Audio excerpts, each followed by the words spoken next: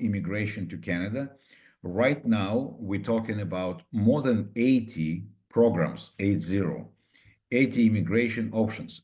When people come into us, we tend to say, we have to check your background, because if we just say what we have, it's a huge availability where not many people can be qualified for.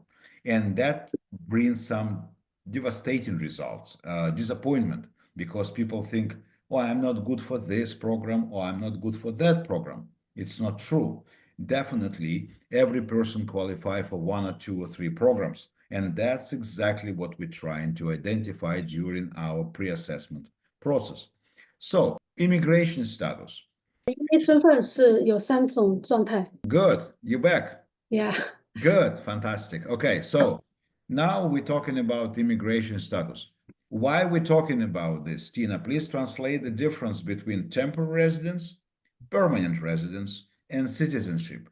Temporary residence is something that people cover under work permit, study permit, that sort of thing. Visitor, of course. 我们说这里身份有3种，那么3种身份有哪些不一样？我们说临时身份通常是拿着工签或者是学习签或者是旅游身份的人。 Good. Permanent residency. Well, this is the first step into Canadian citizenship, because you have to become permanent resident before you apply for citizenship. And logically, citizenship is something that people enjoy after spending certain time in Canada. It's the shortest time in the world, in the Western world, how people can get actual citizenship. Not in US, not in UK, but in Canada. 公民身份是当你拿到了加拿大永久居民身份之后，你会在很短的时间内，你就可以获得加拿大的公民身份。它不像在欧洲，也不像在美国别的国家，我们可以比较快的获得身份。When we're talking about permanent residency, because we're talking about permanent residency, which means we're not talking about some kind of temporary solutions. We're talking about how to become immigrant in Canada. 我们这里说的这个永久居民身份，讲的不是临时身份，而是讲的是获得加拿大永久身份，不是临时的，不是工签，也不是学签。There is something very important happened last year. Last year, Canadian immigration plan was projected for targeted levels of immigration. We're not talking about overall, we're talking about targeted approach. And yeah, go ahead. 我们这里讲的移民部在去年的时候宣布了一个新的，讲的是移民的目标。我们不是讲过去，讲的是现在。And we're talking about people who can bring what we call economic benefit to Canada. 现在的目标是要谁能够给加拿大经济带来好处。Very little emphasis given to refugees or family sponsorship. 非常少的是给难民，甚至给的家庭团聚。Majority of applications now focus on skilled workers and economic business immigrants. 那大部分的目标还是在技术移民和商业移民。The predicted number is about 400,000, 395,000. That number fluctuates.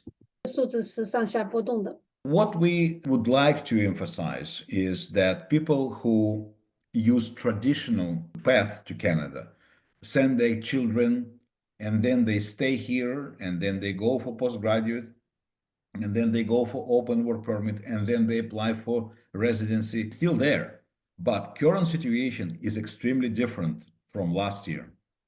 那我们通常传统的方法是来这边学习，学习完毕以后找工作，工签，然后工作完了之后，通过一些分数系统获得移民。这个讲的是那传统的大多数的方法，但是从去年开始，这种方法应该要改变。For example, very serious cap introduced to study permits and ability of certain educational institutions to invite students. And then those programs are limited in what students who can receive postgraduate work permit. And then the fourth level of limitation, what kind of who will be qualified if we're talking about spouses for work permit. So see, it's like 4 layers of difficulty. 这里有4层的困难在那里。首先，移民的学签的人数受到了限制，是某些机构的学习的许可和能力受到了限制，最后他们的工作的工签也受到了限制，最后你还到分数足够达到，所以这里有4层的限制。We're talking about this not to scare you. We're talking about this to give you realistic expectation, because if you use traditional path, it's not good anymore. 我在这里并不是来恐吓你们，如果你用传统的方法来获得身份，那这种已经不太可能，比较困难。 550 points, and for provincial nominee, it's about 705. So it's very hard. You have to be very, very unique to reach that level.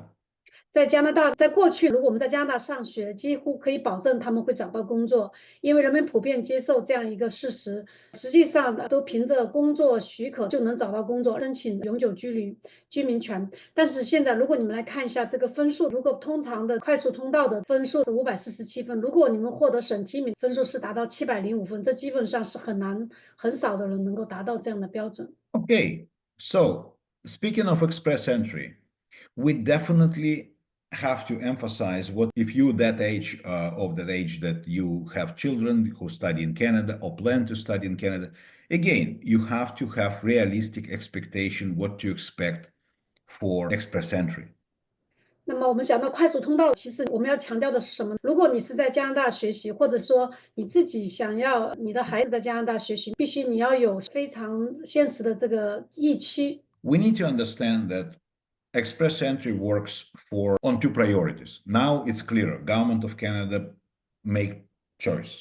Okay, they made the choice, and the choice is in two categories. First, they want to land people who are already in Canada, giving them preference, and second, they want to give preference to certain occupations. 那我们首先在快速通道上，政府做了2个选择，他们进行2个分类的选择。第一，他们选择是给到在加拿大境内的人优先，这是第一选择。第2个选择，他们优先选择某些职业。And I can understand that because they tried TR to PR process during COVID. Now they like it, they understand, they have to legalize many people who are in Canada. So technically, if you already in Canada, you have some chances, but the points are extremely high. And this is very important.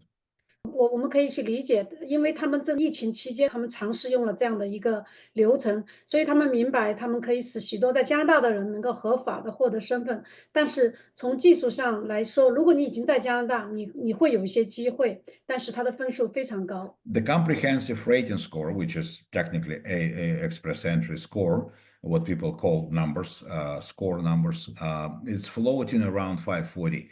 I can tell you that majority of people having hard time to reach that. 我们说现在通常的综合评分，从技术上来讲，快速通道的入门分数，我们通常在540分上下浮动。我可以告诉你，大多数人是很难突破这个分数。So if we're talking about path to Canada, the current situation is quite simple. We have 5 major paths how normal person can get through. And we're not talking about special programs. We're talking about how people generally try to start the evaluation of potential immigration to Canada.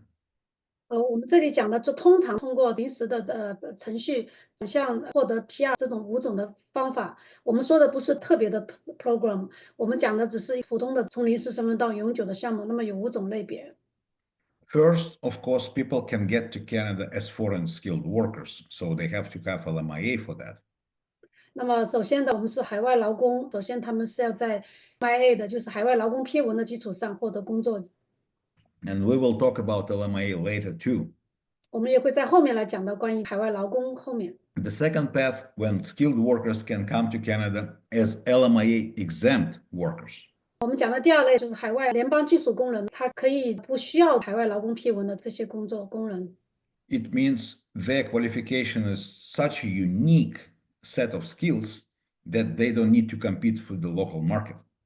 这里说明他们的技术非常特别，他们在市场上有特别的需求，所以他们不需要跟加拿大市场的其他的人来竞争。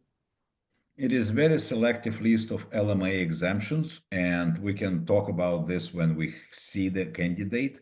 and we have consultation, we check background. 我们会有就是说有些特殊的工作类别，那如果你们有兴趣，你们可以来做咨询，到底是哪一些是可以豁免的。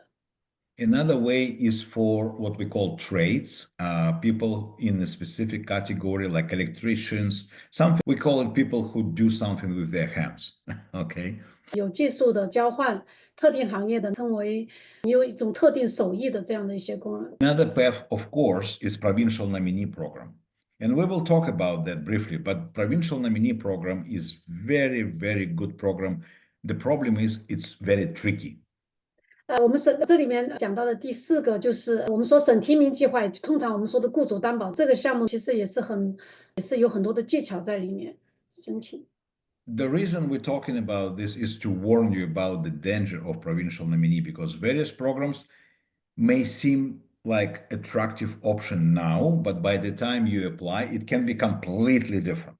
那有的时候，这个省提名计划在你开始的时候，你感觉好像是可行的，等到你可以来做的时候，你会发现跟你想象的完全不一样。Another and last on the list, provincial nominee program for entrepreneurs. Well, this is something we have to warn people about.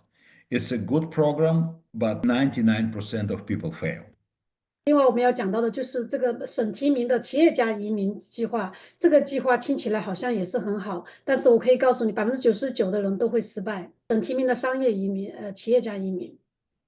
The reason I call it good program because intentions is good. 它是好的，因为他们从开始的意愿是非常好的。Intention of provincial governments across Canada is to bring capital and economic development to the province. 从意愿上来讲，加拿大希望通过这个方法带来钱、资本带。Three problems associated with entrepreneur program. 省提名的企业家移民有3个问题。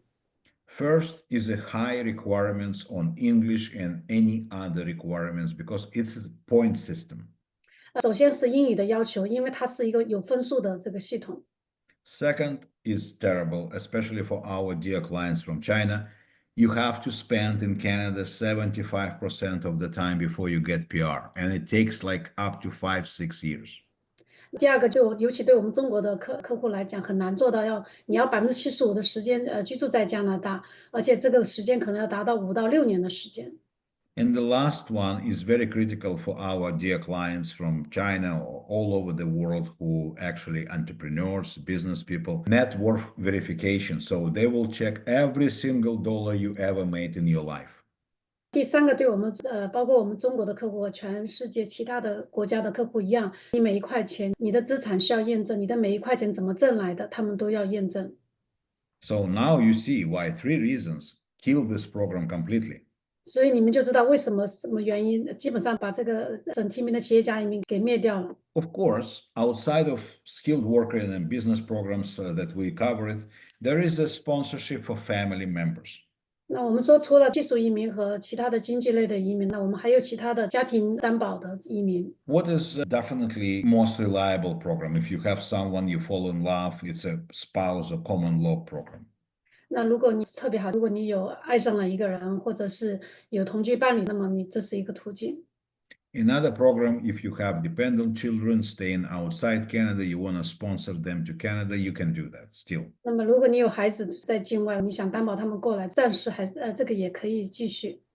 But the sponsorship for your parents and grandparents, they just announced, the government of Canada just announced, they put it on hold for 2025. So there will be no new program, but I hope the new government will present the new program next year.